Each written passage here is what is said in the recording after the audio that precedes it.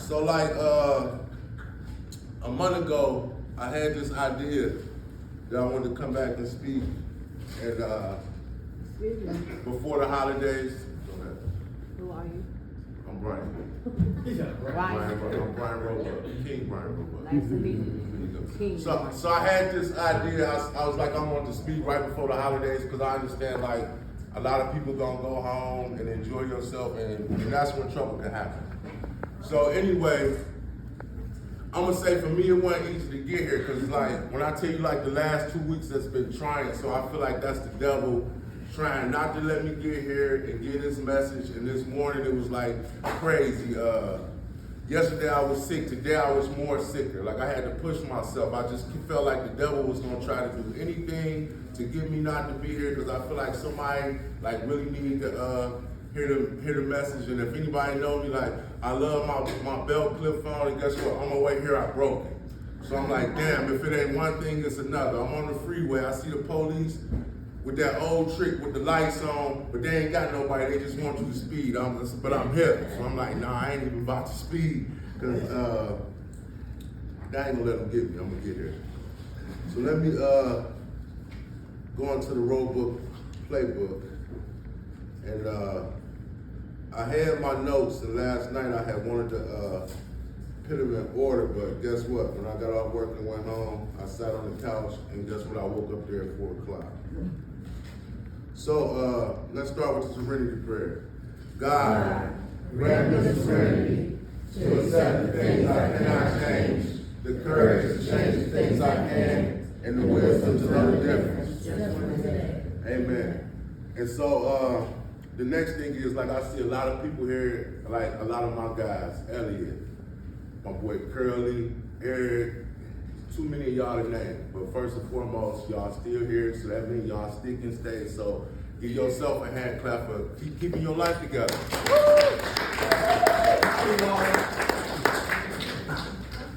So I want to talk about accidents. So remind you, I'm a tow truck driver. I see a lot of crazy like stuff on the road. Like I couldn't tell you how many dead people, cars I towed, they've been in an accident, they've died. It's like rough. And I say that to say this, I always tell people, it's like, hey, wear your seatbelt. You a passenger, please wear your seatbelt because like, it can save you. It can save you. So that's like one thing about accidents. So I want to share some about opioids. So from 1999 to 2019, almost 500,000 people had died from using some type of opioid. And that's just opioid. That has absolutely nothing to do with crack, alcoholism. That's just opioids. So from fentanyl in 2024 claimed the lives of 101,000 plus. So that's like in 24, like they stopped it at one point. And so like, if you anything like me, you love LeBron James, you always be like, when you play for the Cavs, be like 19,400 or something to fill the Cavs arena. Guess what? That's enough to fill the Cavs arena 5 times. Could you imagine that? Could you imagine that? All them people in there one time times 5 in 1 year? It's crazy. So that like kind of made me think about accidental overdoses, man. Because guess what? Them people didn't plan on dying. They just didn't. And I feel like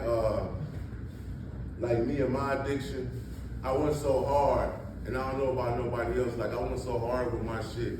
I just get to that one point where in your brain you say, damn, you done fucked up, you feel like it's too late, because you done crossed that line.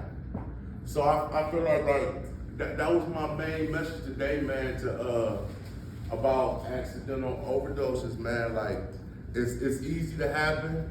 Our bodies is the same. Like I'm gonna use Eric. Like, my body ain't no different from his body. Like, we can all die.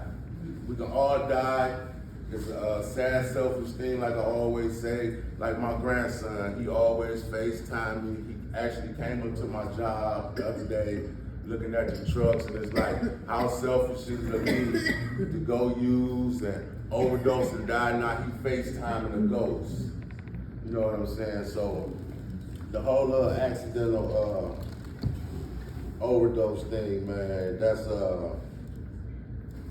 just something that just trips me out, because like it's just so it is so unexpected, and I know it's a lot of people in here who had their overdoses. Thank God to Narcan brought them back, and guess what? You was lucky. You might not get that chance. Like, you just might not. Like, it's like the luck of the draw with this stuff. Like, even with like fentanyl, like, we honestly don't know what these people that's picking this stuff. They don't care. They just want our money. I remember years ago, when the heroin epidemic first started popping up, a friend of mine was selling it. And me, I sold crack.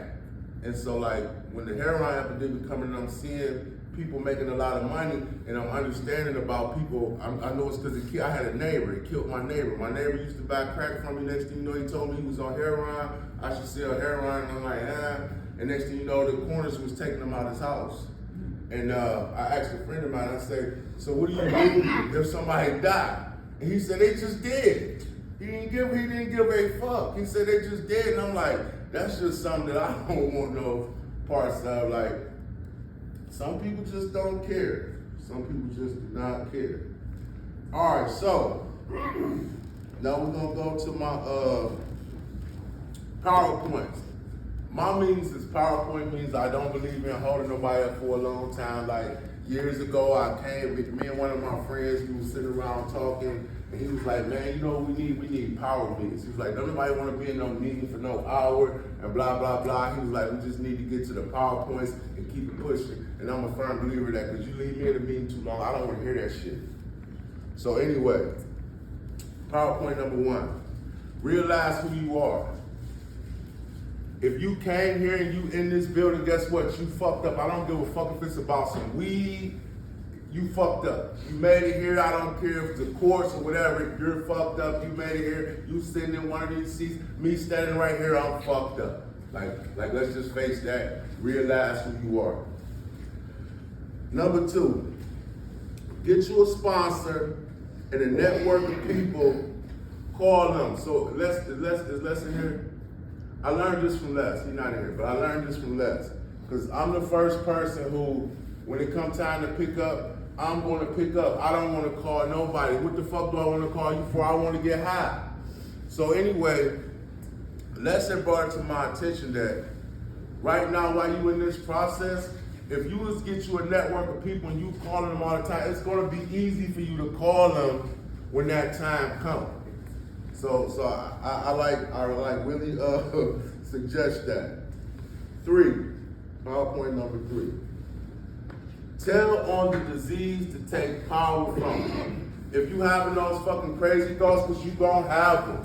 You gonna have them, man. Like, guess what? You're gonna have them till you die probably. A lot of people is like, some people don't want to face that reality, but guess what? Whatever it was, your vice that got you in these seats, you're gonna deal with that problem till the day you die. Like, it just is what it is. So it's like, when you have them crazy thoughts, like some of y'all probably be in a group like, and don't want to share certain stuff because you feel you're embarrassed. But guess what? Somebody next to you is thinking worse shit than you.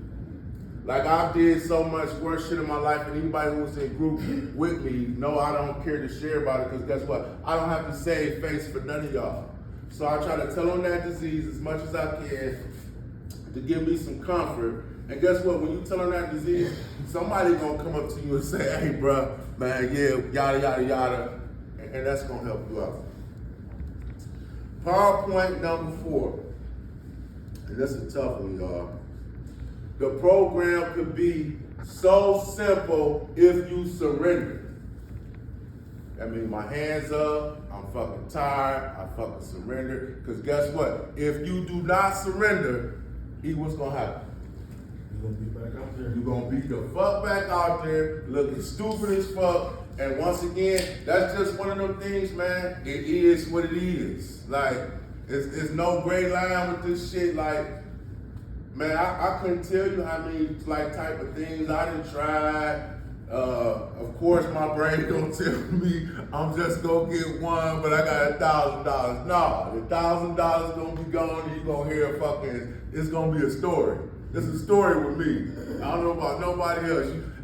You could give me $1 million, and if the $1 million don't kill me from getting high, you still gonna hear a story about how I done fucking robbed somebody, stole some shit. It's gonna be a story. PowerPoint number 5. Let God in your life and thank Him for everything. A lot of people don't believe in God. That's great. Whoever your higher power is, let Him in, and every day, like, just be thankful. Because I'm gonna tell you something. Like, this place is great. Like, I never realized how much a sober environment really meant.